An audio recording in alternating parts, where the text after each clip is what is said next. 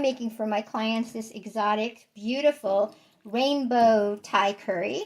It's actually a mango curry. You can see I added fresh pieces of mango there. I just added because my veggies are now tender.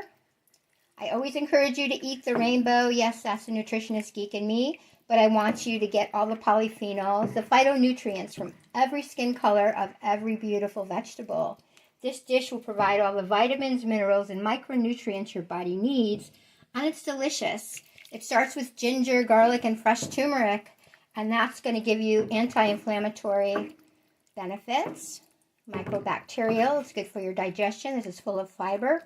And I'm going to serve this beautiful Thai rainbow curry. Look at that, gorgeous. Over some brown coconut jasmine rice with some fresh lime wedges. Get some vitamin C power. And I think I might even sprinkle some roasted cashews over it. So it'll be substantial, delicious, super heart healthy, super antioxidants. I hope you give it a try. Peace out.